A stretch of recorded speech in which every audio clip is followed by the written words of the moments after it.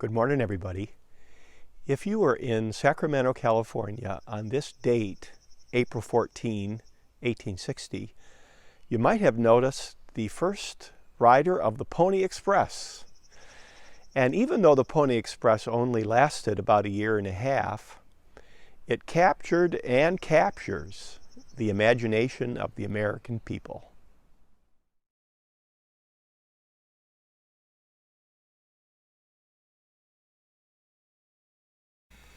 These are the mountain men. Their era was 1820 to 1840, more or less. Lots of trapping. Later they became scouts for the army or for missionaries. And many of the trails that they blazed became the basis for some of the great trails people used to go out west, like this one, the Oregon Trail. Hundreds of thousands of people used that for many, many years before the Civil War to get out to Washington and to Oregon. Another trail that became famous was the Mormon Trail. That's the blue line here. The Mormons took the Oregon Trail to South Pass, and then they went toward the Great Salt Lake. That was about 1850. And then in the mid-1850s, a new trail went across Nevada and the Great Basin called the Central Overland Trail. This was kind of the route the Donner Party tried in 1846 before they got stranded in the snows up in the Sierra Nevada in California. And then from Carson City, Nevada, you would get down to Sacramento on trail number 8, which crossed the Sierra Nevada near what's now called Donner Pass. So the Pony Express didn't blaze new trails, but they used existing trails. So from right to left, it'd be Oregon Trail, Mormon Trail, the Great Basin Trail, and then over to Sacramento. And then from Sacramento, the mail would get on the Sacramento River and go south to San Francisco Bay.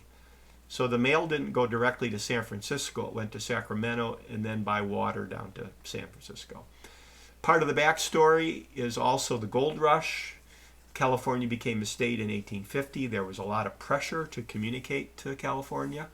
So these three men, Russell, Majors, and Waddell, who had shipping experience already, decided to start a private mail company, which is the Pony Express.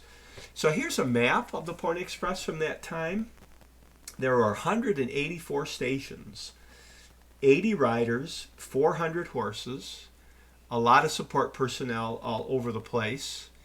And the point, of course, was to carry the mail. And this mail pouch is on display at the Pony Express Museum in St. Joseph, Missouri, but it didn't have much more in it besides mail, so not lots of supplies for the riders. And there were different styles of pouches too, but this was one of them. The riders themselves were not big. They didn't really want people who weighed more than 125 pounds.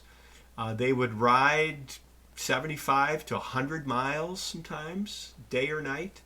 But they did get paid about $125 a month, and that was pretty good for that time period.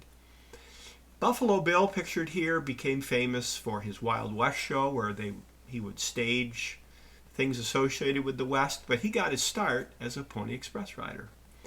And I like this drawing because you see the Pony Express guy waving, but he's waving at men putting up the telegraph poles, and it's the telegraph that doomed the Pony Express when it became operational in October of 1861.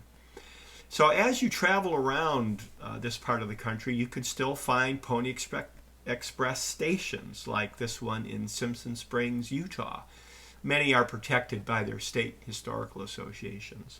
This one is in Gothenburg, Nebraska, and it's right off of Interstate 80. And I-80 in the Rockies especially follows routes that were first blazed by the mountain men. In 1992, Congress designated the Pony Express National Historic Trail to identify and preserve places associated with the Pony Express, so you may want to check those out sometime. And for a while, the Pony Express rider was the logo, part of the logo of the Postal Service, which is kind of strange since the Pony Express never made a profit.